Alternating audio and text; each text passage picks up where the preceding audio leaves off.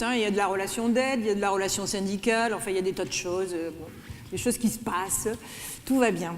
Alors, donc, pour ceux qui étaient là pour la première partie, effectivement, vous avez vu, on a pas mal débattu du terrain, et puis effectivement des solutions qui étaient proposées par les uns, par les autres, une réalité qui est un peu en dichotomie parfois, avec effectivement des choses dans le concept global, et puis la réalité de terrain, est-ce que c'est adaptable? On cherche des outils, on cherche des procédures, on cherche des choses simples, on ne doit pas laisser passer des situations de violence, même ce qui paraît le plus bénin, une insulte, etc.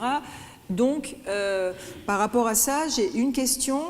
Alors, c'est justement, voilà la question, comment faire quand la gendarmerie ne veut pas enregistrer de plainte pour une agression verbale? Ça ne donne pas envie d'y retourner et ça se reproduit. Donc, je ne sais pas qui a posé cette question. On s'en fiche, à la limite. C'est la question qui est posée. Monsieur Poupard, c'est encore vous, désolé, vous allez répondre. La gendarmerie comme la police sont des administrations hiérarchisées. Les officiers de gendarmerie et les commissaires de police, on donne des instructions à nos effectifs.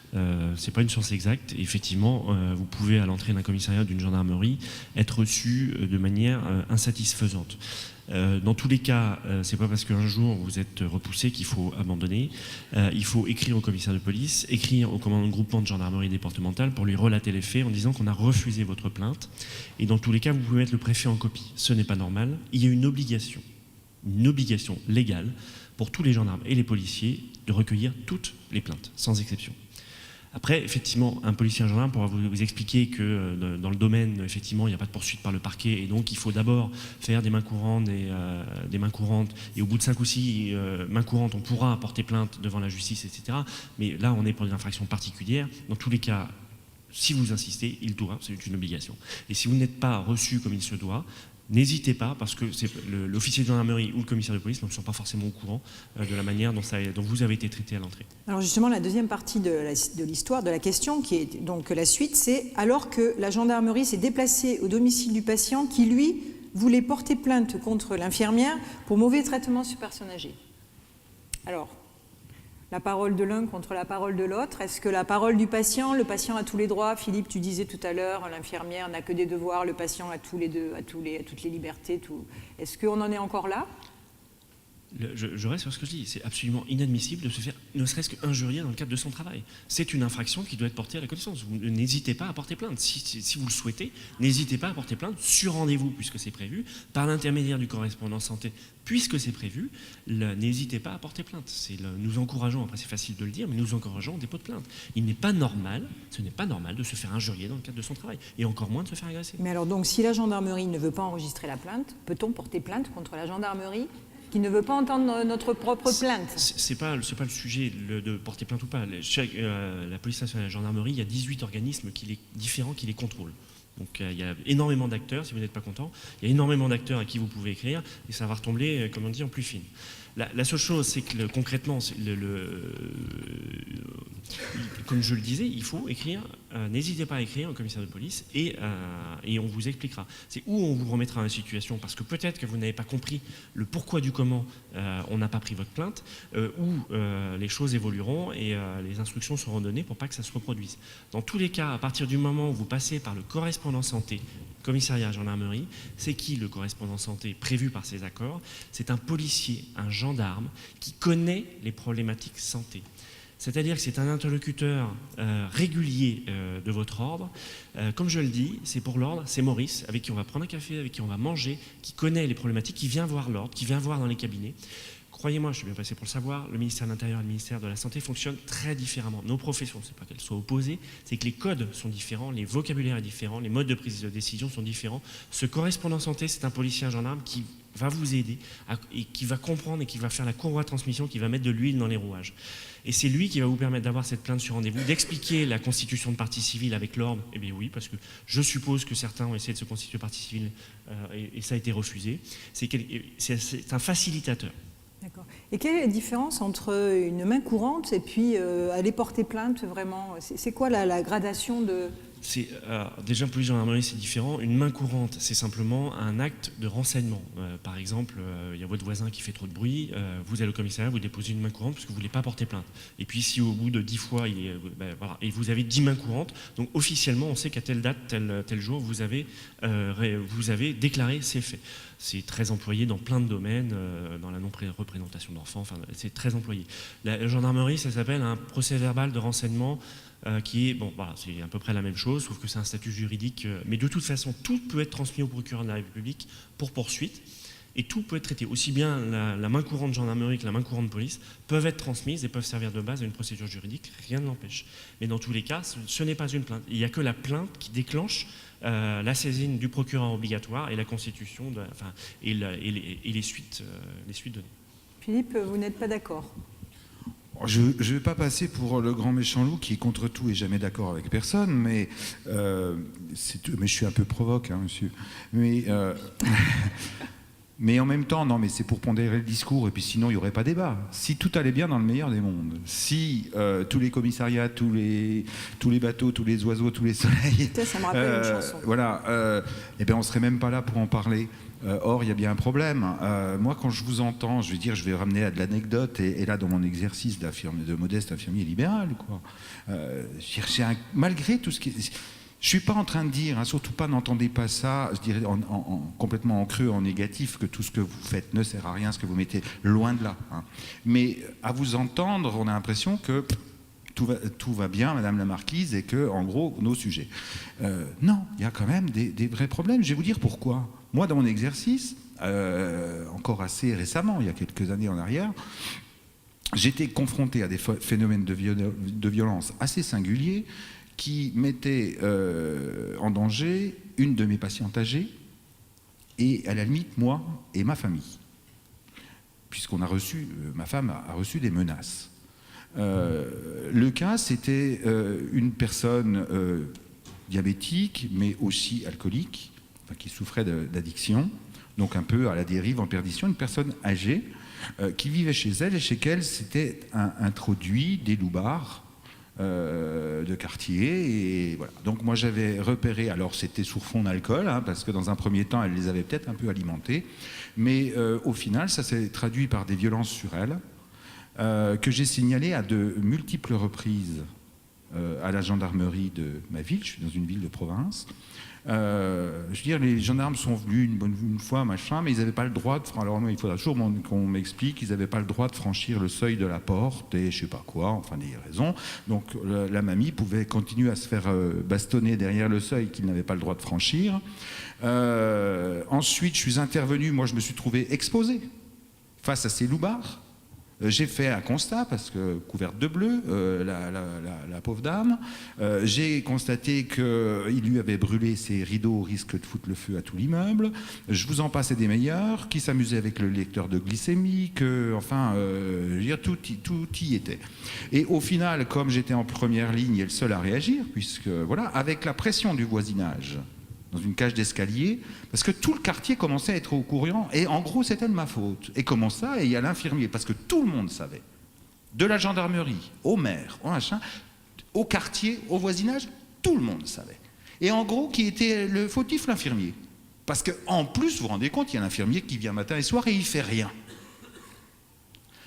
C'est quand même dur à avaler. Donc j'ai commencé effectivement confronté à ces loupards, machin, à leur rentrer dans l'art comme je pouvais, jusqu'au point où ils sont allés s'en prendre à mon épouse. Parce qu'on est connus, les infirmiers libéraux, dans une petite ville de 8000 habitants. Je veux dire, monsieur, si tout allait si bien, j'aurais pas été obligé, après avoir alerté le maire, le machin, faire toutes les... J'ai écrit une lettre commentée au commandement supérieur des armées.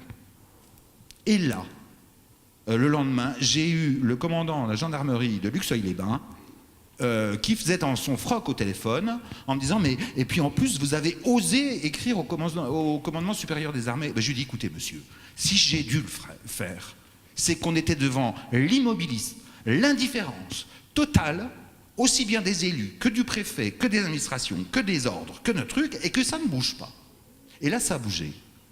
Alors, au final, le gamin en question, qui avait 16 procès en cours, parce que j'avais écrit au juge des tutelles, au machin, copie à tout le monde, hein, et copie au commandement supérieur des armées.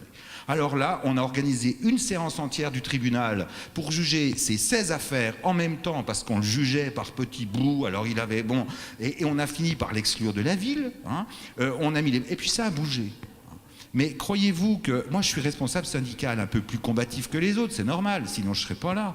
Mais croyez-vous que chaque infirmière libérale qui a le nez dans le guidon, dans sa tournée, dans machin, va suivre la même démarche? Pas forcément. Donc tout ça pour vous dire que tout ce que vous faites, et je veux dire, voilà, forcément. Mais ne tombons pas dans tout va très bien, Madame la Marquise, on a fait les rapports, on a fait les machins, on a fait le truc, il y a un référent par. Et puis tout ça va bien. Non, je pense qu'il y a un vrai besoin de sensibilisation de vos échelons. Gendarmerie, commissariat, machin, sur cette problématique. Peut-être les sensibiliser, je ne sais pas comment, peut-être, mais il y a besoin d'une volonté, et je dirais d'une volonté qui part des ministères concernés pour dire traiter ce problème, se pencher sur ce problème, on dit attendez, les infirmières, elles ont besoin là d'un autre niveau d'accueil, d'un autre niveau d'écoute, voilà. On nous met bien des forces et des ressources humaines en termes de forces de l'ordre, de police, de machin, pour nous verbaliser. Attendez, moi j'ai une adhérente, elle m'a amené, elle a eu 70 PV dans l'année.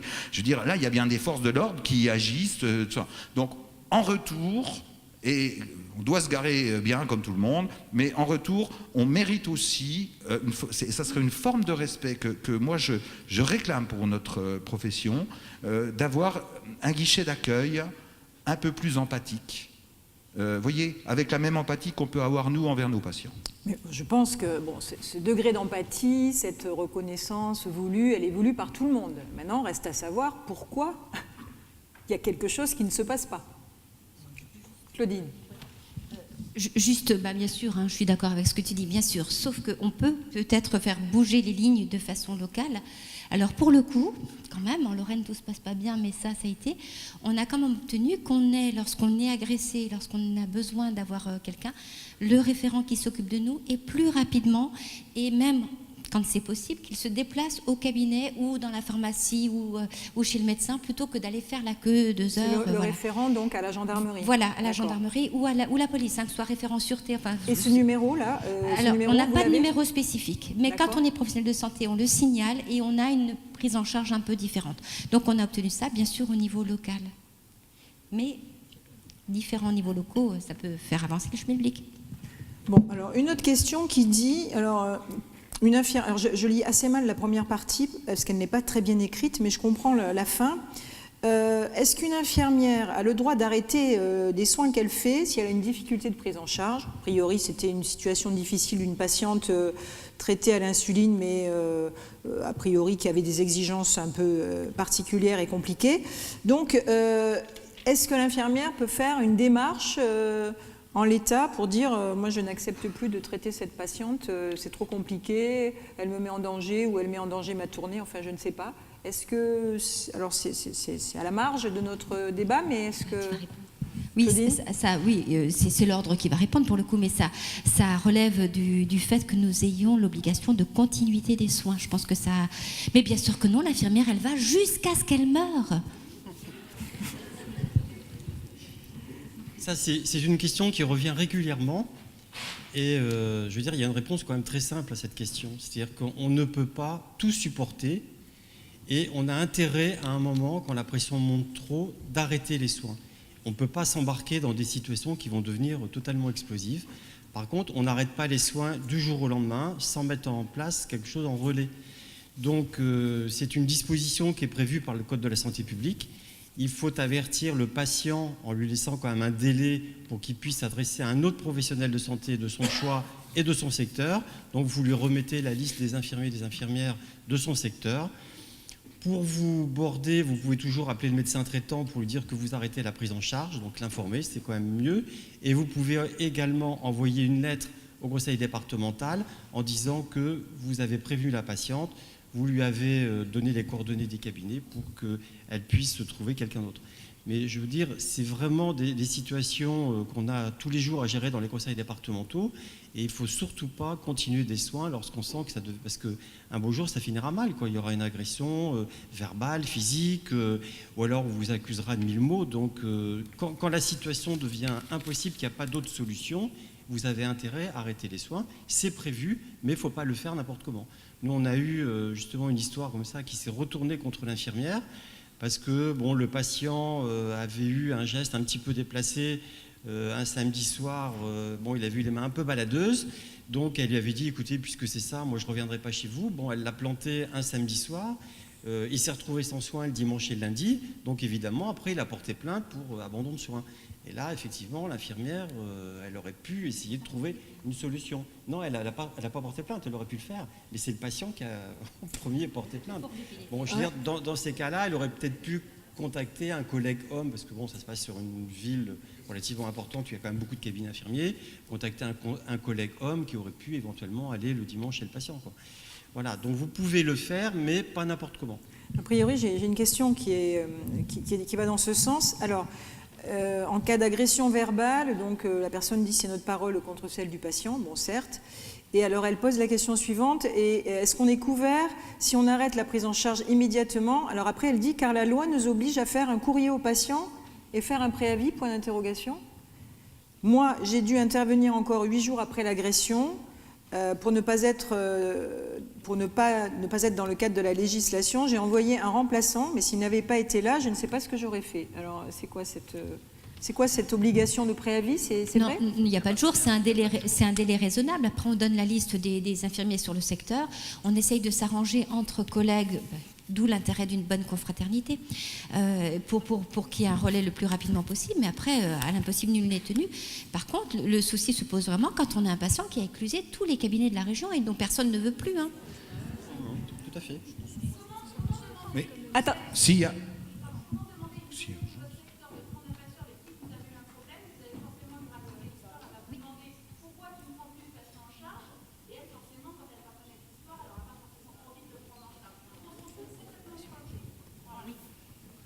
Bon, après, je ne sais pas, il y a la règle à respecter, qui est qu'il faut, comme l'a dit Jean-Yves Garnier, assurer la continuité des soins et en gros donner les indications nécessaires à la personne pour qu'elle trouve quelqu'un d'autre. Et à la limite, il faut attendre que... il faut passer le relais, quoi. Bon, maintenant, quand on est dans une situation où on se sent en danger, personnellement... mais ça n'engage que moi. Hein, mais, je pense que s'il y a danger, il y a danger, quoi. C'est-à-dire il y a danger pour moi, il y aura danger pour la collègue qui va prendre le relais. Et à ce moment-là, c'est déjà le médecin, peut-être voir avec le médecin prescripteur qui est à l'origine de la prescription et finalement de notre intervention, de votre intervention, pour qu'il recadre et puis peut-être qu'il mette un terme à cette prescription, qu'il hospitalise la patiente en psychiatrie. Ah ben non, mais attendez, quelquefois c'est nécessaire, il faut aussi savoir lancer ces alertes. Quand on est dans des cas de troubles comportementaux, parce qu'on est souvent limite, là, on tombe souvent dans le trouble comportemental, aussi renvoyer les responsabilités qui sont au prescripteur qui a déclenché la prise en charge finalement, et qui peut très bien revenir là-dessus et changer l'orientation du patient dans son parcours de soins. Je pense que ça fait appel forcément au jugement personnel, quoi. Donc il faut connaître la règle, et puis comme toute règle, il y a toujours des cas de figure où on est bien obligé de faire appel à son libre arbitre, mais il faut bien sécuriser le dispositif, quoi. C'est-à-dire... Mais il semble quand même qu'il faut aller très très loin dans ce qu'on peut supporter, dans ce que peut supporter un soignant pour que ce soignant dise maintenant ça suffit. C'est-à-dire, très souvent, il faut aller au clash, à l'agression, qu'elle soit verbale, physique ou etc. Donc, quand même, ça pose toujours la même question, quoi. C'est oui, mais peut-être, non, mais excusez-le, oui, non, mais d'accord, je vais trouver une solution. Cette non-protection systématique de soi-même pose quand même le problème majeur de cette... voilà. On peut pas non plus tomber, excuse-moi. Après, la frontière, elle est ténue, parce qu'il ne faut pas non plus qu'on rentre dans une grande parano collective. Et je veux dire, qui tuerait ce qui fait le cœur même de notre métier, qui est la relation humaine, qui est le rapport à l'autre, qui est la relation d'aide. Voilà, c'est quand même nos moteurs. On va dire, grands mots, les valeurs, enfin, mais en tout cas, moi, nos moteurs. Donc, il ne faut pas perdre ça, parce qu'on ne va pas non plus... C'est trouver le juste milieu, avoir la bonne information, peut-être cultiver les bons réflexes. Moi, je suis très à l'écoute de tous ces... comment on peut se protéger, quels réflexes. Vous savez, il y a ces réflexes qui découlent du bon sens. Mais dans le cas d'urgence, où on est agressé, et vous l'avez vécu, le bon sens, voilà. Donc peut-être que ça, c'est à cultiver. Mais après, tombons pas non plus... ça existe, ces violences. On voit que ça monte, mais il ne faut pas non plus tuer ce qui fait le cœur de notre relation avec nos patients. Et on ne va pas non plus aboutir... on ne va jamais travailler comme un guichet avec une vitre blindée et puis parler dans l'hygiaphone. Sinon, il n'y a plus de soins infirmiers, il n'y a plus de relations humaines. Garnier, avant, Claudine voulait dire quelque chose. Moi, je voulais rebondir aussi, parce que on parlait d'interruption de soins, mais il y a aussi, par exemple, le refus de prise en charge. C'est-à-dire que vous n'êtes pas tenu de prendre quelqu'un en charge. Quand c'est un nouveau patient, vous commencez une série de soins. Et on a eu, nous, un problème avec une patiente qui avait épuisé les 5 cabinets infirmiers de sa petite ville. Et donc, cette personne-là avait été hospitalisée. Et l'assistant social de l'établissement hospitalier a interpellé le Conseil de l'Ordre en disant « c'est scandaleux, les 5 cabinets infirmiers de la commune refusent de prendre en charge Madame X ». C'est une obligation de prendre quelqu'un en charge. Ben non, vous lisez le code de la santé publique, nous n'avons aucune obligation de prendre quelqu'un en charge. Et cette personne-là, effectivement, c'est une situation dramatique, enfin, elle l'a peut-être quand même cherché quelque part, et on ne va pas mettre non plus en danger les professionnels de santé. Il y avait 5 cabinets qui étaient partis, qui avaient quitté la personne, c'est que la situation, elle était vraiment pas gérable. Donc, est-ce que cette personne-là doit retourner à domicile? Pas forcément. Là, c'était dans le cas d'une personne âgée avec des problèmes psychiatriques associés, plus tout un tas de problèmes familiaux sous fond d'alcoolisme. Le retour à domicile, il n'est peut-être pas possible dans ces cas-là. Donc pourquoi est-ce qu'on enverrait des infirmières libérales au casse-pipe alors que finalement, cette personne-là, elle pourrait être mise dans un milieu fermé, Claudine ? Et oui, j'ajouterais juste par rapport à la collègue qui va reprendre en charge ou pas. On a tous des relations personnelles avec nos patients. Mais ce ne sont pas les mêmes. D'ailleurs, très souvent, lorsque nos collègues interviennent, puisqu'on ne travaille pas tout seul, les patients ne se comportent pas pareil, de la même façon avec l'un et avec l'autre. Donc, un nouveau cabinet qui interviendra, le patient, quelquefois, sachant qu'il vient d'être lâché par un cabinet, et ça va peut-être l'interpeller, et le nouveau cabinet qui va intervenir va peut-être mettre des limites beaucoup plus précises et beaucoup plus rapides que ce que nous avions fait auparavant. Donc, ce n'est pas forcément un risque d'échec avec le deuxième cabinet, ce n'est peut-être pas forcément une raison pour laquelle un nouveau cabinet n'interviendrait pas. En tout cas, il faut autant que possible assurer l'accès aux soins à tous les patients, bien sûr, mais à l'impossible, nous n'est tenu. Claudine, j'y tiens. Janine, je voulais juste vous faire préciser, vous retravaillez actuellement, d'accord ? Comment ça se passe ? Parce que vous disiez que cette patiente qui vous a agressé, vous êtes susceptible de la croiser. Oui, nous habitons le même quartier. Alors est-ce que là, dans ce cadre-là, excusez-moi de vous interrompre, elle ne peut pas demander une voiture de police, de la sécuriser dans le cadre où elle rencontrerait cette personne qui pourrait de nouveau l'agresser, puisqu'elle l'a menacée de mort? Est-ce que c'est possible? C'est pas possible. Une voiture de patrouille autour de Madame autour de chez Madame en permanence, c'est pas envisageable. Non, mais vous disiez tout à l'heure qu'il y avait. Par contre, le jugement pourra ouais. déterminer que la personne, même pendant l'instruction, il peut tout à fait y avoir une interdiction de fréquenter qui sera une infraction pénale. Mais que sans cette fréquenter, personne, ça peut être incidemment. Ça peut être prononcé par le juge de ne pas rencontrer la personne, et si jamais elle rencontre, c'est une infraction et c'est garde à vue immédiatement. D'accord. Lors de la confrontation, justement, les policiers ont dit qu'ils nous interdisaient de nous parler, de nous faire quoi que ce soit de contact. Ça peut être prononcé également par un juge. Absolument, oui. Mais par contre, moi, où je me pose la question, c'est qu'on dit bon, on peut pas refuser, on est obligé ou on n'est pas obligé. Le problème, c'est que moi, je suis agressée, c'est chez moi, et elle porte plainte contre moi. Comment je vais faire pour me sortir?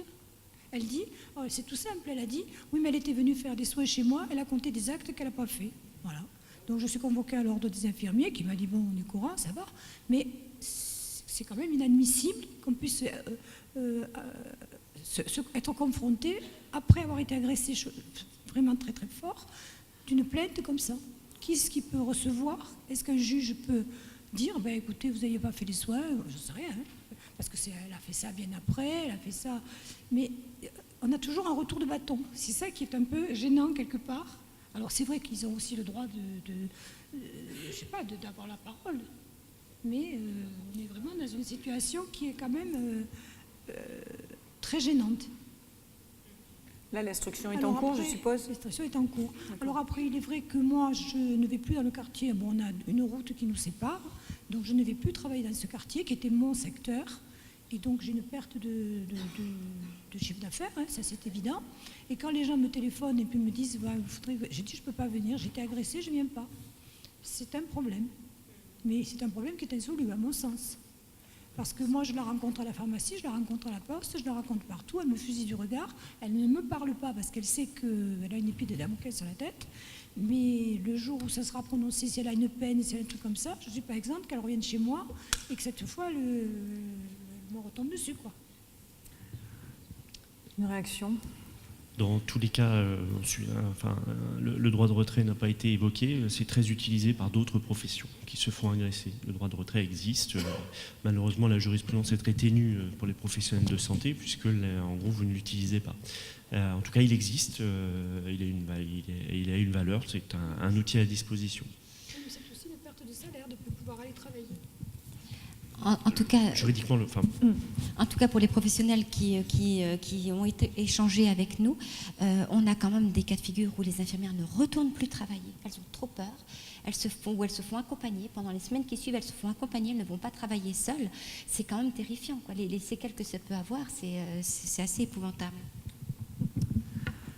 Alors, est-ce qu'il y aurait une ou deux questions dans la salle, puisqu'il nous reste une demi-heure et je pense que ça va être le moment de poser vos questions sur vos situations personnelles, vos interrogations, vos doutes. Alors, il y a une question ici déjà. Vous vous présentez, s'il vous plaît. Bonjour, je suis Brigitte Lecointre. D'abord, je voulais présenter mes excuses par rapport à ma question à Madame Blazin. Je vais pas du tout. Je vais parler d'une autre forme de violence et je voulais avoir l'avis des personnes autour de cette table pour l'annonce que vous avez faite, Madame Fabregas. Je veux dire, est-ce que vous parlez de mon annonce en première intention. Votre annonce initiale. Alors, j'avais précisé que ce n'était pas le débat du jour. Non, mais quelque part, ce n'était pas c'est pas le débat du jour. Et je juste simplement parce que c'est quand même pas anodin. Et d'autant moins anodin quand on voit autour de cette table le nombre de fois où par Madame Blazin, par monsieur Poupard, le mot ordre a été prononcé. Par monsieur Poupard, il a été prononcé 37 fois. Donc, moi, ma question, elle est simple. C'est même pas une question, je sais même pas ce que c'est tout simplement un ressenti peut-être. Ne trouvez-vous pas que c'est aussi une forme de violence pour des milliers d'infirmiers, je veux dire, de voir leur ordre aboli quand on connaît et quand on voit le rôle de l'ordre. Et je me dis, finalement, qui va remplacer dans tout ce que vous avez dit, qui va remplacer notre ordre? Voilà. Alors, juste, on a dit que l'ordre, pour l'instant, évidemment, n'était pas abrogé. Strictement, hein, prenons littéralement le mot, il n'est pas abrogé. Bon, l'amendement a été voté, c'est vrai. Il va y avoir une suite parlementaire. Donc, voilà. Alors, après, effectivement, évidemment, c'est compliqué de ne pas aborder le sujet, mais le sujet ne devait pas être abordé. Bien sûr, c'est une violence faite à la profession, une certaine violence, je suis d'accord avec vous. Voilà, mais je souhaiterais plutôt, et je ne veux pas vous faire violence justement en vous frustrant et en frustrant peut-être l'Assemblée sur le sujet, mais je préférerais, si vous le souhaitez, enfin si vous le voulez bien, qu'on continue sur le sujet qui nous réunit cet après-midi et qu'on suive de près, bien évidemment, ce qui va suivre pour l'ordre infirmier et qu'on en reparle de façon plus sereine quand on en saura plus et que les choses auront avancé et que, voilà, pour l'instant, comme je vous le disais, voilà, wait and see, comme on dit. Donc je suis désolée, mais je vais passer à la question suivante, mais je vous remercie néanmoins de votre témoignage. Bonjour, Cathy de Nice également. Donc déjà 2 choses. Moi j'ai été agressée et on m'a dit de ne jamais crier au secours mais au feu parce que les voisins viennent plus facilement. Donc c'est déjà une astuce. Personne n'est venu. Non mais si vous dites au feu, les gens sortent. Et ensuite, le deuxième point, c'est sur les voitures. Quand on est en ville, on ne peut pas forcément mettre la voiture à proximité du patient. Et moi, j'ai été agressée à l'extérieur de chez un patient par quelqu'un qui m'attendait, puisque généralement, on fait pratiquement tous les jours, au même endroit, au même instant, le même soin chez le même patient. Donc, on m'a attendu pour m'agresser quand je suis sortie de mon véhicule, dans une rue qui n'était pas très fréquentée, et j'ai été blessée et au genou et au bras. Je suis allée porter plainte et on m'a dit c'est pas le bon commissariat, donc j'ai dû encore me déplacer à l'autre bout de la ville. Et quand je suis arrivée au commissariat qui devait recevoir ma plainte, on m'a dit d'abord d'aller aux urgences à l'hôpital pour avoir d'abord le certificat du médecin. Donc la prise en charge au niveau des 2 commissariats de Nice, qui n'est pas une petite ville, elle a été nulle. D'autant plus qu'on m'a laissé repartir toute seule à 22h, puisque je travaille très tard le soir à Nice, à 22h dans une ville déserte avec je ne sais pas qui j'aurais pu rencontrer, et on ne m'a jamais demandé si j'allais bien, si je pouvais aller toute seule à l'hôpital. Bon, ça c'est spécifique à Nice, mais voilà. Donc on est également agressé à l'extérieur de chez nos patients par des autres personnes qui ne sont pas du tout de la famille et des patients, et ça aussi il faut le prendre en compte. J'ai porté plainte, ça a été classé sans suite. Et justement, par rapport à ce que vous veniez de dire, est-ce que, M. Poupart, on doit d'abord aller à l'hôpital faire constater les dégâts physiques, ou est-ce qu'on doit aller d'abord au commissariat pour faire une déclaration d'agression? Ce n'est pas à vous de payer. Pardon? Ce n'est pas à vous de payer. La procédure normale, c'est d'aller au commissariat, d'être reçu et de prendre la plainte. Ensuite, on vous remet une réquisition pour qu'il soit établi un certificat médical décrivant l'ITT. Enfin, en gros, la gravité de vos blessures, et c'est ce qui détermine la peine. Plus l'ITT est importante et plus la peine encourue est grave. Dans tous les cas, je le répète, ça passe par le correspondant santé. Je sais qu'aujourd'hui, ce n'est pas connu dans les professions libérales, mais ça passe par le correspondant santé et vous serez reçu sur rendez-vous par quelqu'un qui aura reçu un coup de fil, c'est souvent un officier de police ou un officier de gendarmerie, a reçu un coup de fil en disant voilà, c'est une infirmière qui rentre dans le cadre de, il faut que tu la reçoives à telle heure, dans telle, et ce genre de choses, normalement, ne doivent pas se produire. Je ne dis pas que ça ne se reproduira pas, on ne vit pas dans un monde parfait, c'est pas un monde de bisounours, mais dans tous les cas, c'est de cette manière qu'il est prévu que cela se passe, et le correspondant santé, c'est quelqu'un qui connaît les difficultés des professionnels. Et donc, ce sera plus facile pour lui, ne serait-ce que de vous guider dans la constitution de partie civile. Je l'évoquais avec vous en aparté tout à l'heure, mais la constitution de partie civile, c'est pas simplement je me constitue partie civile. C'est à vous d'apporter des dossiers, autrement vous n'aurez pas grand-chose. Mais là, c'est ce système, le référent santé, pour reprendre votre vocabulaire, le référent santé, c'est le guichet, si vous préférez, pour vous. À 22h, je suis tombée sur 2 policiers en fonction et ils m'ont envoyé à l'hôpital, c'est tout. Et après, j'ai dû revenir au commissariat pour porter plainte. Donc, toujours les allers-retours en boitant, toute seule dans la rue, en février. Donc, c'est pas la foule qu'il y a à Nice en février qui fait que... Mais bon. N'hésitez jamais à écrire au commissaire de police pour signaler ces faits. C'est pas de la manière dont ça doit se passer. Janine, vous, comment ça s'est passé? Vous êtes, parce que vous étiez blessée, donc... Moi, c'était chez moi. Donc, dès que j'ai pu rentrer, que j'ai fermé la porte, j'ai téléphoné au 17. Et là, j'ai eu un monsieur charmant qui a été très... Il m'a calmé. Et puis, il m'a dit, je vous envoie une voiture. C'était un 1er novembre. Alors, comme les infirmiers, les policiers ne sont pas nombreux ces jours-là, et donc, il n'a pas pu m'envoyer de voiture. Je lui ai dit que c'était pressé parce que j'avais quand même une tournée à faire. Un 1er novembre, on n'a pas de remplaçant. Et donc, quand mon compagnon est arrivé, c'est lui qui m'a conduite. Et alors, le policier m'a dit, écoutez, faites votre tournée tranquillement, du mieux que vous pourrez. Non, il a été super, il ne faut pas. Elle avait quand même été rouée de coups pour ceux qui n'étaient pas là dans la première partie de Oui, j'étais quand même bien tabassée. Et donc, ils m'ont dit, dès que vous arriverez, vous signalerez que je vous ai eu au téléphone et je vous prendrai directement. Donc, c'est ce que j'ai fait. Elles m'ont reçu directement Ils ont fait tout ce qu'il fallait au point de vue, parce qu'on est complètement perdu, donc qu'est-ce que vous aviez dans votre sac, qu'est-ce que vous a pris, est-ce que vous avez tout ça. Et puis ils m'ont demandé d'aller justement à l'hôpital, à la clinique aux urgences pour me faire examiner, ce que j'ai fait. Ils m'ont dit vous avez le temps pour revenir porter, il n'y aura pas de souci, soignez-vous, voilà. Et après je suis revenue. Là, je suis tombée sur une dame qui, elle, alors a été encore vraiment du détail absolument. Elle est passée partout pour savoir si, est-ce que vous pensez à ça, est-ce que vous avez pensé à ça. Moi, je pensais à rien.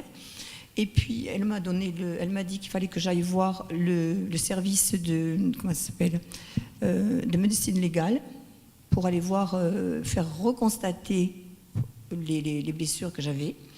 Ensuite, ce médecin m'a dit que la policière m'a dit que j'avais droit à un suivi psychologique. Donc, elle m'a donné le nom et l'adresse enfin, je savais puisque j'étais infirmière, mais enfin, ça fait partie de leur.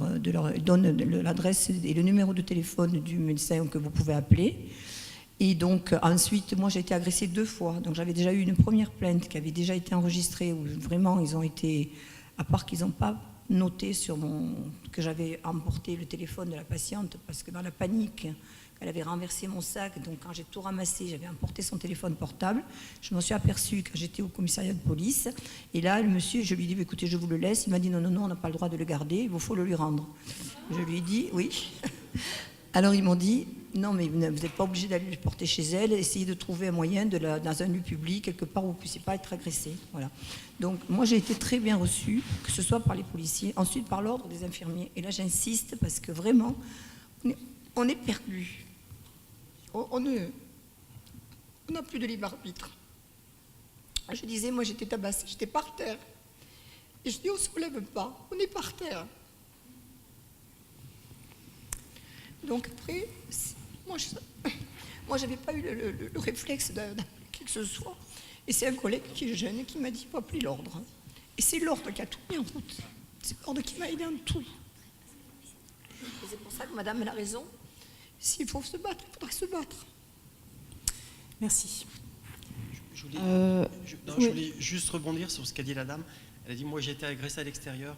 Et c'est vrai que c'est un phénomène aussi, je ne sais pas si vous pouvez le confirmer, mais apparemment on aurait quand même une montée en charge des agressions extérieures pour du carjacking, c'est-à-dire qu'on vous sort brutalement de la voiture pour vous voler le véhicule, et aussi des agressions d'infirmières pour les mallettes. Il y a souvent des smartphones, des choses comme ça dedans, un porte-monnaie, bon il y a peu d'argent, mais le smartphone ça a quand même pas mal de valeur. Et il y a aussi on attend l'infirmière à l'extérieur, on sait qu'elle va le ressortir dans 10 minutes, un quart d'heure. Et là, effectivement, on la braque pour la voiture ou la mallette. Monsieur Poupard, c'est dans les statistiques. Dans les statistiques, oui. Je suis au ministère de la Santé maintenant, donc les statistiques intérieures, je ne les ai pas. Mais de toute façon, oui, ce sont des cas qui arrivent et augmentation ou pas, ce sont des cas qui sont fréquents. Oui. Mais, vous avez une mallette, voilà, vous avez même sur le périphérique des bandes qui arrêtent les voitures pour piquer ce qu'il y a à l'intérieur, les voitures en mouvement. Alors, il y a une autre question là-haut, madame. Oui, mademoiselle Amélie Boulanger, infirmière sur Paris. En fait, la question, c'est pour monsieur Poupard. Quand on demande, en fait, on se sent en danger, on fait le 17 et on demande directement le correspondant santé. J'ai pas vu qui parlait. C'est la dame qui est là-haut. D'accord, merci. Le référent santé, c'est, on va dire, c'est plus administratif. C'est quelqu'un qui va être capable de prendre un rendez-vous, etc. Si vous vous faites agresser, vous appelez le 17 pour demander l'intervention des forces de l'ordre. Par contre, effectivement, si il s'agit de réagir après l'agression, là encore, ça passe par les ordres. Et c'est l'ordre qui vous donnera le nom du référent santé, et c'est localement. Vous avez des départements qui souhaitent avoir un contact direct avec l'ensemble des professionnels pour le Si des départements qui ont trop de plaintes vont directement, passent par les ordres pour avoir... C'est extrêmement rapide, ça dépend des procédures mises en place. Mais en gros, de manière générale, oui, pour déposer plainte, vous appelez le commissariat et vous demandez à parler au référent santé pour avoir une prise de rendez-vous. C'est beaucoup plus simple. Mais sur le territoire, il y a des endroits où les commissariats sonnaient que sur rendez-vous, etc. Donc les cas sont très divers. Merci. Mais en fait, il y a des fois où quand on se sent en danger, le problème, moi c'était sur une intervention en fait sur Garges-les-Gonesse. Je me suis garée en fait sur un point de deal Un gamin de 15 ans qui vient me voir, qui me demande gentiment de déplacer ma voiture. Je lui dis, écoute, t'es pas de la police, c'est pas toi qui vas me mettre une amende. Et donc de là, il me dit, non mais tu comprends pas, tu me gênes.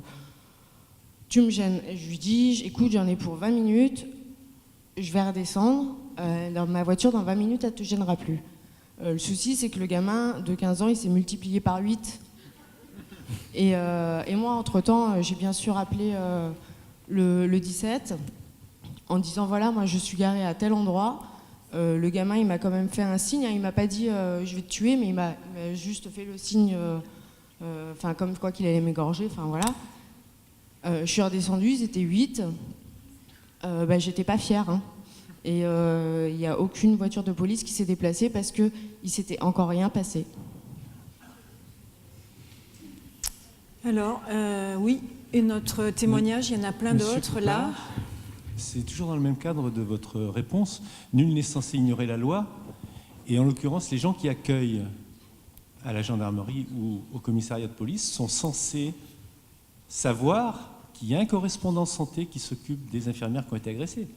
Ou je me trompe? Tous les commissariats gendarmerie doivent avoir un correspondant santé pour répondre. La seule chose, c'est que l'organisation au niveau du département est souvent différente, puisque les problématiques des départements sont différentes. Et ça, vous aurez l'information par votre ordre. Mais il faut l'avoir avant, c'est pas le jour où il se passe quelque chose. C'est pas, si vous ne répondez pas à ma question. Le correspondant santé, il fait partie de la police ou de la gendarmerie. C'est oui, effectivement quelqu'un qu'on va contacter pour déposer une plainte ultérieurement. D'accord ? Mais le jour, comme disait la dame qui est intervenue tout à l'heure, le jour où il y a un problème, la personne qui accueille au guichet et qui ne veut pas prendre de plainte est censée savoir qu'il y a un correspondant santé. Oui, et je ne me fais pas bien comprendre. Non.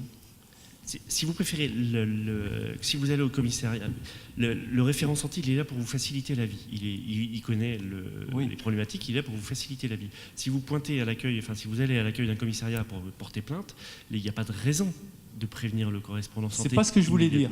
La personne qui est à l'accueil est censée vous accueillir. Si elle refuse de vous accueillir, c'est ça? Oui. Voilà. Ce que vous disiez. Elle est censée accueillir la personne de santé, là en l'occurrence le personnel de santé, et prendre sa plainte. Si elle ne le fait pas, il y a un problème. Oui, il y a un problème de communication dans le service. Mais je n'ai jamais dit l'inverse. Ouais. Et là, le droit est très compliqué. Vous avez des gens qui viennent toute la journée au commissariat pour relater des faits qui ne sont pas du tout du domaine pénal. Donc effectivement, il y a un tri qui est fait à l'entrée parce que le pénal, c'est une matière et le civil, c'en est une autre, etc. Par contre, dès que ça touche la matière pénale, effectivement, on doit porter plainte. Mais effectivement, je vous le dis, dans certains domaines, le policier pourra vous dire, écoutez, ça sert à rien de porter plainte, c'est la première fois que ça vous arrive, je sais très bien la politique du parquet, si vous portez plainte, ça n'ira nulle part. Je vous conseille une main courante quand il y en aura 3 ou 4, pour ce qui est un fait pas grave, quand il y en aura un 3 ou 4, effectivement, parce que le procureur de la République, dans le cadre de sa politique pénale, a estimé que les priorités, elles étaient là et pas ailleurs. Le parquet n'a pas les moyens de tout poursuivre, c'est pas possible. Donc il a une politique pénale locale, et dans le cadre de cette politique pénale, il donne des instructions au commissariat, parce que le commissariat sait très bien que dans tel domaine, il ne poursuivra pas, ou parce que les ordres ont réussi à dire que c'était très important et que ça avait des conséquences sociales graves, tel fait, et bien au contraire, il y aura une poursuite systématique et la plainte sera prise. Après, si vous voulez vraiment déposer plainte, absolument, quel qu'en soit le cas, effectivement, il doit prendre votre plainte, c'est une obligation légale. Et s'il y a un dysfonctionnement, il faut ne pas hésiter à le faire remonter et à écrire. Il y avait, je crois, une question déjà ici. Oui, bonjour. Je voulais vous demander quelle était la prise en charge lorsque un infirmier ou une infirmière se fait agresser, la prise en charge au niveau de ses soins corporels, par exemple, s'il a besoin de soins pharmaceutiques, etc. Parce que je suppose que lorsqu'il se fait agresser, c'est considéré comme un accident de travail. Enfin, non, c'est une question justement. Est-ce que c'est considéré comme un accident de travail, puisqu'on est sur les lieux du... Non ? Qui répond ? Je vais répondre, non, c'est pas un accident de travail. Hein. Ah d'accord. Bon, Ah bah non, voilà. c'est une agression. Après, c'est, je veux dire, qui va prendre en charge forcément votre couverture, voilà, votre couverture, vous avec votre couverture sociale, d'assurance maladie, mutuelle. Après ça, je veux dire, en fonction des assurances professionnelles quand même, non? Non, bah, des assurances la question portait sur les soins, mais les soins, ça va être sur la couverture, votre couverture assurance maladie complémentaire. Après ça, il y aura une procédure, une condamnation éventuelle, et puis il pourra y avoir une condamnation pour vous verser si vous avez un préjudice financier, enfin on peut tout imaginer, et je ne sais pas si dans ces cas-là l'assurance maladie ne se retourne pas contre l'auteur pour récupérer les soins, mais vous, voilà.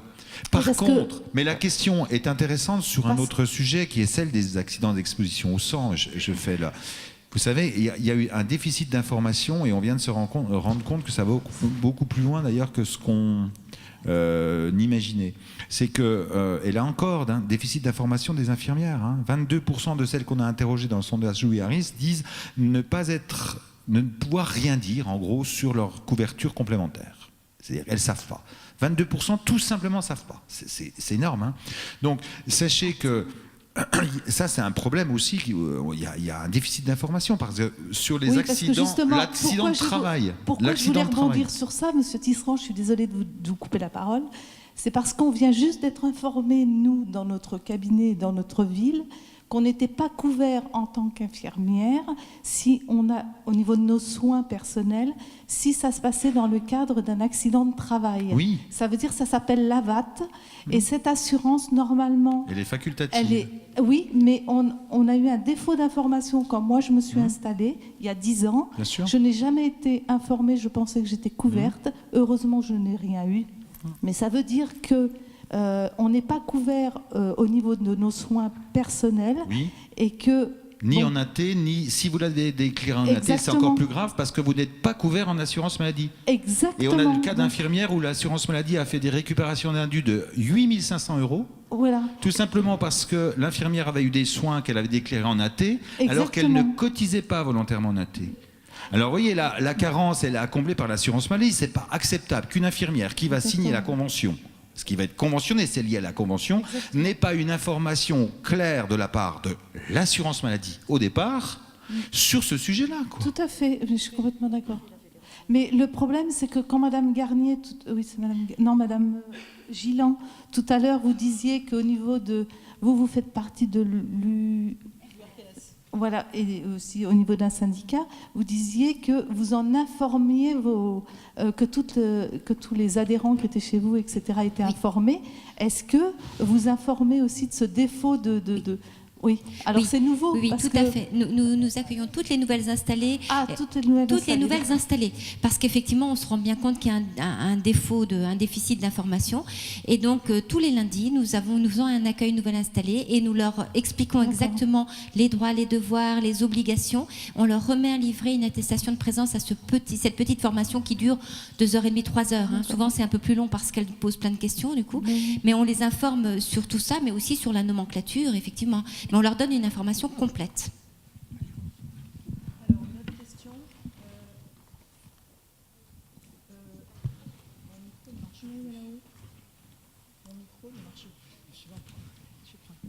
Alors, une autre question. Une question. Ici, monsieur. Après, c'est vous. Oui, bonsoir. Merci à tous ceux qui sont autour de la table et bonsoir à tous les collègues. Ce que je voudrais dire, moi c'est Ernest Jean Lambert, je suis de la Martinique. Ce que je voudrais dire, c'est que c'est vrai qu'il y a plusieurs étages, plusieurs niveaux de responsabilité. Il y a le nôtre. Moi, par exemple, lorsque je travaille, il y a un certain nombre de choses que je ne laisse pas en apparence dans ma voiture parce que je sais que même si c'est la voiture de l'infirmier, je ne suis pas... Je suis une victime potentielle. Donc, il faut que nous, en tant que personnes quêtes, nous fassions un certain nombre, nous prenons un certain nombre de précautions. Ce n'est pas parce que nous sommes infirmiers, parce que vous voyez que les pompiers sont agressés, les médecins, le boulanger, enfin, tout le monde est agressé. Donc maintenant, les gens, ils n'ont pas de repères, ils n'ont pas de valeur. Enfin, on s'attaque à tout, même chez vous, etc. Donc je crois que nous, déjà les infirmiers, il faut que nous prenions en charge.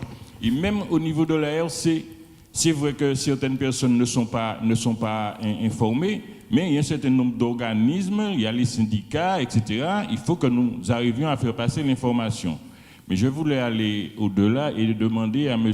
Poupard, qui est le président, etc., de l'Observatoire, suite à un certain nombre d'observations, on se rend compte que tout le monde n'est pas au même niveau d'information au niveau je sais pas moi, des commissariats ou autres, etc.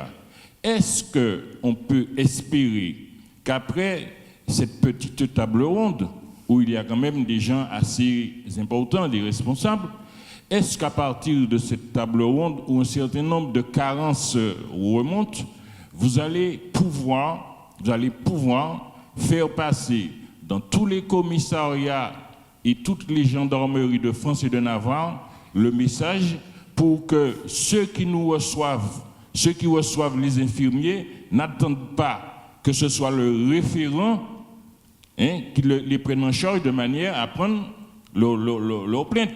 Parce que c'est vrai qu'il y a le référent, il y aura un travail à faire justement pour qu'on mette les choses en place, mais est-ce que vous allez pouvoir faire que tout le monde soit au même niveau d'information? Alors, Monsieur Poupard, vous êtes très sollicité ce soir et vous avez surtout, c'est vous qui avez les pleins pouvoirs que vous n'avez pas, évidemment, on a bien compris. Mais alors... Je suis détaché au ministère de la Santé. Oui. Je ne suis plus au ministère de l'Intérieur.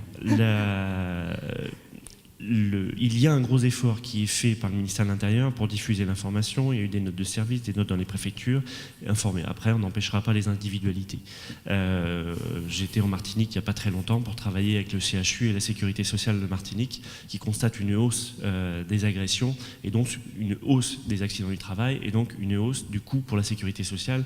Donc on a un partenariat très étroit. Ils ont développé une méthode très intéressante pour que les professionnels, quels qu'ils soient, pas que de santé, puissent se poser les bonnes questions pour assurer leur sécurité.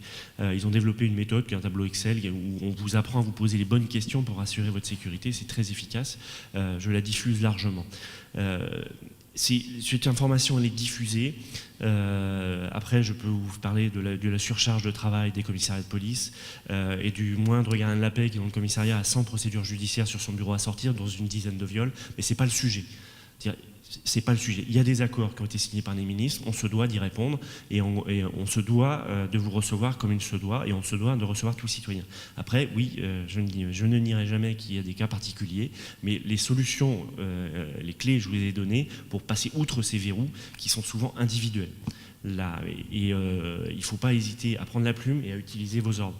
La difficulté que j'ai à chaque fois quand j'interviens devant les libéraux, c'est que vous n'avez pas de conscience, souvent, de conscience collective. Or, c'est pas parce que votre métier est individuel, etc. C'est pas un reproche. Mais c'est vraiment par le collectif que vous y arriverez à peser. Vous n'êtes pas des personnes lambda sur un territoire. Vous avez un rôle social, je le répète, important. Et à ce titre, vous avez un point important. Le préfet a des outils à sa disposition qui sont beaucoup plus importants que le commissariat, la gendarmerie, la justice. Il faut les utiliser. Il y a des dispositifs, je vais vous en faire grâce ici parce qu'ils ont des noms horribles, mais qui sont très opérationnels. Il y a des dispositifs qui existent où le préfet lui-même du département est présent et où on évoque les cas concrets. C'est-à-dire, Madame X s'est fait agresser par Madame Y et toutes les administrations sont autour de la table et cette personne peut poser des difficultés à d'autres administrations et c'est toutes les administrations qui se mettent autour de la table pour faire en sorte de résoudre ce problème. Quand on commence à attaquer les aides sociales, quand on commence, etc. Donc il y a des solutions très concrètes qui existent, mais c'est en vous fédérant par l'intermédiaire de vos ordres. Après, je ne sais pas où on a le comptage pour les ordres, pour le terme, mais dans tous les cas, ça existe. Il faut absolument utiliser les solutions collectives qui sont à votre disposition pour peser. Et effectivement, je ne nie pas qu'il y ait des dysfonctionnements, mais comme partout. Merci. Monsieur Poupard, on va peut-être vous prendre comme porte-parole professionnel. Je ne sais pas, c'est une idée. Si les accords ont été signés par les ordres, je ne fais que respecter les textes. Madame. Bonjour, je suis Anne-Marie et je viens de Lyon. Nous, on a une collègue qui a été agressée le matin à 7h. Pour la nommer, il s'agit de Coralie. Elle a soigné Monsieur S. Et donc, quand elle est revenue, sa vitre était toute cassée. L'agresseur était là et il a piqué le sac. Il y avait la sacoche, il y avait l'appareil à tension, le stéthoscope, le saturomètre, le thermomètre, etc. Elle a été terriblement choquée. Pour reprendre le ressenti que disait Janine tout à l'heure, elle a été incapable de faire la tournée. Je suis allée la voir, il y avait des vitres par terre, des morceaux de verre par terre. Elle a été au service de police central de Lyon. Elle a été reçue, pas spécialement par un référent, enfin je ne sais plus, parce que j'avais pas ça en tête, qu'il pouvait y avoir un référent santé. Et elle a attendu avant que l'on prenne sa plainte. Donc, elle a dû attendre. Elle m'a dit, voilà, je suis en train de déposer ma plainte. Il est 14h de l'après-midi. Voilà, j'en peux plus, je suis fatiguée. Enfin, voilà. Donc, elle avait les clés de l'ensemble du cabinet, parce que nous avons des clés, il y a des malades qui n'ouvrent pas leurs portes. Elle les avait dans sa sacoche, dans sa poche d'anorak. Si elle avait, je pose l'hypothèse que si elle avait laissé les clés dans le sacoche et que cet agresseur étant parti avec la sacoche, les clés étaient embarquées au même titre que l'appareil à tension, le stéto, etc. Non, c'est vraiment problématique et compliqué. C'est très très traumatisant d'être victime, pas qu'en secteur de santé. Moi j'ai commencé simple policier, j'ai reçu énormément de victimes. Voilà, c'est très traumatisant d'être victime, on ne sait pas comment faire. Il y a aujourd'hui les guides que j'évoquais tout à l'heure, le guide victime du ministère de la Justice, vous êtes reçu par des policiers. Il y a plein de sur-rendez-vous spécifiquement pour vous, on essaye de vous faciliter la vie. Je ne dis pas que tout fonctionne parfaitement, mais ça, voilà, quand on regarde au niveau du territoire, il y a près de 100 départements, il n'y a que 54 conventions qui ont été signées, et ces 54 conventions, elles sont souvent très peu opérationnelles.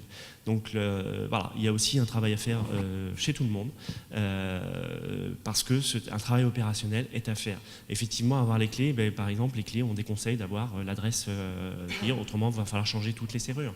Oui, mais bon, la pratique de l'infirmier libéral, par définition, il a un trousseau de clés avec peut-être des fois 10, 15, 20 clés de ses patients. Ne pas laisser dans la voiture. Voilà, après, je ne vais pas répondre à tous les cas concrets. Ah ouais. Je dis des solutions, j'en ai 300. Ce n'est pas le sujet aujourd'hui que de décliner l'ensemble des mesures qui pourraient être prises, mais elles existent. Dans tous les cas, elles pourront vous être apportées. Concrètement, je vous dis, ces accords, ils doivent être signés, d'accord, mais ils doivent surtout avoir des fiches annexes concrètes qui répondent aux problématiques que vous avez. Là, aujourd'hui, vous avez même, par exemple, des soignants qui vont à domicile, et pour les villes qui sont équipées de beaucoup de caméras, on les suit à la caméra, c'est-à-dire que ça ne coûte rien à la police, c'est juste l'opérateur qui prend les caméras et qui suit. Ça se fait dans le sud de la France. Il y a énormément de solutions qui sont à disposition pour des cas particuliers. Évidemment, on ne peut pas répondre à toutes les demandes, ce n'est pas possible. Il faut prioriser. Encore une question, après chaque intervenant dira en 2 phrases un petit mot de conclusion avant que j'apporte ma propre conclusion. Alors, une question ici. Voilà. Le micro, s'il vous plaît. Par rapport aux caméras, notre cabinet vient d'être équipé d'une caméra. Moi, aujourd'hui, ça me stresse beaucoup plus. Et je suis moins bien pour aller travailler avec des caméras partout, en faisant attention à si j'ai bien mis. Alors maintenant, les clés des patients, je les mets dans différentes mallettes, on se les passe dans différentes mallettes. On ne met plus les noms pour... effectivement, on a trouvé plein de solutions. Et effectivement, comme on a toutes les 3 été victimes d'où constater, sans traumatisme corporel, honnêtement, plus je m'équipe, plus j'ai l'impression aussi de provoquer et j'ai peur. Voilà, c'est tout. Alors, bon, vous n'avez peut-être pas de réponse, je prends des mesures, mais bon, je pense que ça ne va pas avec nous et plus on va mettre des mesures, moi je suis très inquiète par rapport à ça. Plus on met de codes, plus on met de choses, plus on fait attention, plus aussi on suscite tout ce qui est... en fait, méfiance avec les autres, on ne va pas laisser... Enfin, c'est un fonctionnement qui est très difficile, mais qui existe, effectivement. C'est complexe, effectivement. Monsieur Poupard, vous aviez 2 mots ? Ce que disent tous les professionnels de la sécurité, comme je donnais l'exemple tout à l'heure, on est dans une situation, je reprends un état de fait, après on essaie de vous apporter des solutions, c'est aujourd'hui dans tous les actes de la vie, on se pose la question de combien ça coûte. C'est naturel, c'est intégré. Tous les professionnels de la sécurité vous disent, dès aujourd'hui, dans tous les actes que nous faisons, vous devez vous poser la question de savoir le problématique de la sécurité. Au même titre, vous êtes en plus en termes de profession libérale, vous êtes exposé seul au quotidien, il faut intégrer ces données comme vous avez intégré avant les données financières. La sécurité, oui, ça encourage, oui, c'est parfois compliqué. Une caméra, en plus, parfois elles sont mises à tort et à travers, parce que c'est comme les gens qui veulent se soigner en regardant sur Internet. Parfois on pose des caméras, alors que c'est pas notre métier. Il y a des gens qui sont formés pour ça et on peut vous aider, mais effectivement, c'est pas forcément satisfaisant, mais il faut bien trouver des solutions. Alors, on va devoir conclure. Je vois des gens qui s'en vont. Attendez encore 10 petites minutes. Alors, je vois un doigt qui se lève depuis tout à l'heure. Madame, votre question ou votre commentaire est bref. Je suis désolée de devoir vous frustrer sur la réponse. Il est bref dans ce sens qu'aujourd'hui, et je trouve que c'est un peu déplorable, parce que les questions, là, j'écoute depuis tout à l'heure, je suis un peu effrayée. Moi aussi, j'ai été agressée. La gendarmerie n'a rien fait en me disant « dégagez, partez, et ça ira mieux demain ». Par contre, je pense que cette intervention, c'est une contestation personnelle. Ces deux débats, tout à l'heure je suis allée à un atelier comme beaucoup de mes consoeurs et confrères, je pense que cette intervention qui est hyper importante aurait dû se présenter dans le créneau du programme d'hier, où il y avait tout le monde. Aujourd'hui, plein sont partis pour des raisons professionnelles, de train, etc. Mais moi, je voudrais dire à l'équipe qui est en place, vous avez des postes importants, vous êtes nos représentants. À l'heure actuelle, il y a la télé, la radio, etc., etc. Pourquoi pas faire une information médiatique, que tout le monde entende que les infirmières souffrent? C'est une suggestion, merci, on va la retenir. Excusez-moi de le dire sur ce ton-là, mais nous souffrons tous. Regardez la collègue dans quel état elle est. Moi, je suis émue de la voir encore là, en train d'exprimer sa douleur. Ça devrait être passé. Et on a de l'importance auprès de nos patients. Certains crétins, on va les exclure, mais il faut faire quelque chose pour nous, nos jeunes qui vont arriver. Comment voulez-vous qu'ils prennent à bras-le-corps un métier merveilleux, où on est indispensable, on le redit, 24 heures sur 24, 7 jours sur 7. Le patient qui nous agresse un samedi, un jour de Noël, de Pâques, on est à la campagne, et les cabinets sont à perpète. Comment on fait? Les filles, elles sont surchargées. Nous avons nos autres patients. Dans quel état on continue à tourner? Moi, je l'ai fait dans un état... Mais je l'ai faite. J'ai assuré pour les autres patients. Ils ont tous remarqué que je n'étais pas comme d'habitude. Et aujourd'hui, c'est grave. Que ça soit en Martinique, que ça soit en France, c'est très grave. Alors, il faut faire quelque chose pour nous. Autrement, on va faire encore des pétitions. Et aujourd'hui, on est orphelin de l'ordre.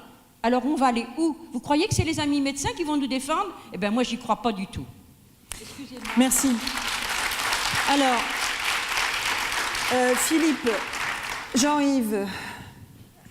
Ensuite, on fait le tour, 2 phrases chacun pour conclure, sur des notes positives. Je préférerais qu'on trouve, évidemment c'est compliqué, je suis d'accord avec vous, mais qu'enfin on se dise que d'abord ce débat aura eu l'utilité d'exister déjà, qu'ensuite bien évidemment chacun à nos postes, eh bien on va tout faire, et vous-même aussi, vous devez faire tourner cette information autour de vous en disant que voilà, j'ai écouté, tiens, j'ai découvert qu'il y avait dans les commissariats des infirmiers référents, j'allais dire.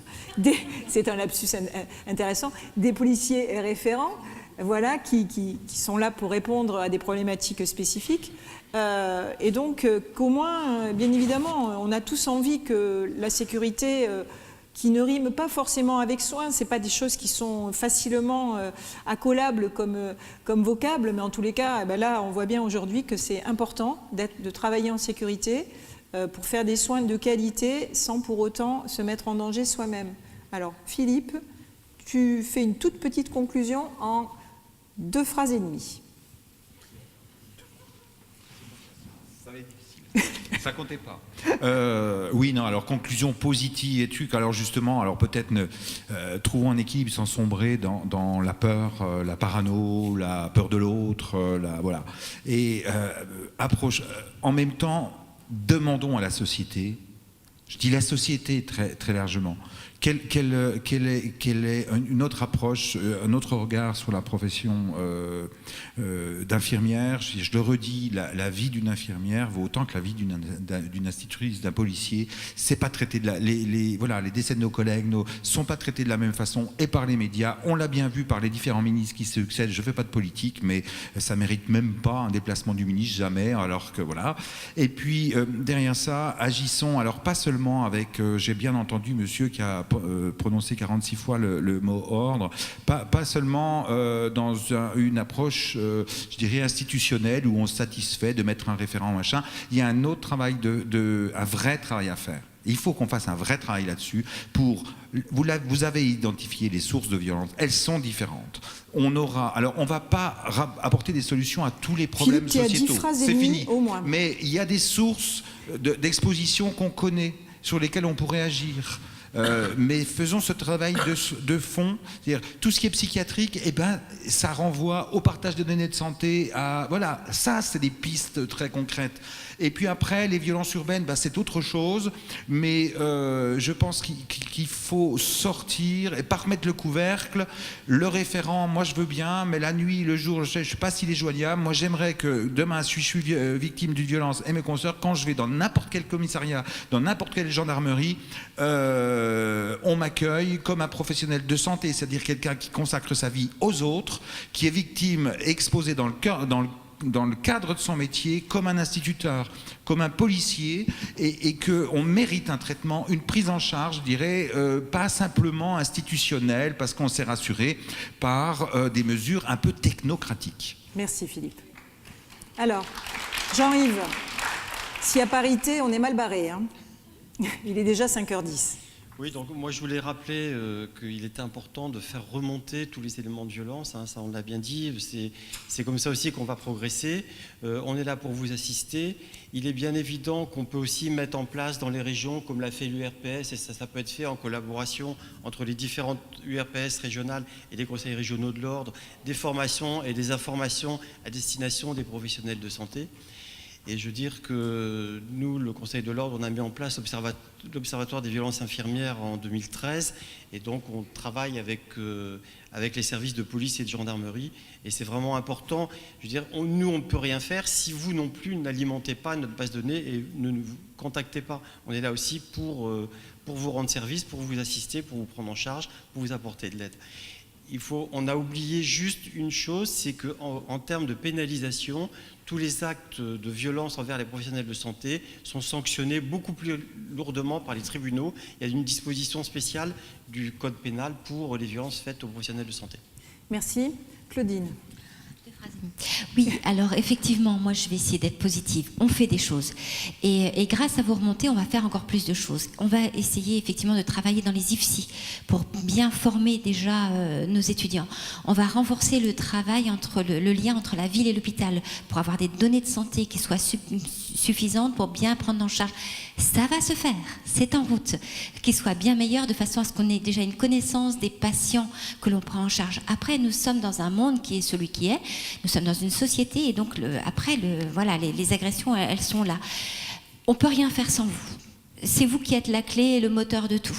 Nous, on veut bien faire tourner le moteur, mais mettez-y l'essence. Remontez-nous tout ça, c'est important. Il y a des choses dont on n'a pas parlé, notamment le fait qu'il y ait des gens qui ne veuillent pas porter plainte parce qu'elles ont peur des représailles. Ça, c'est dit régulièrement, on n'en a pas parlé.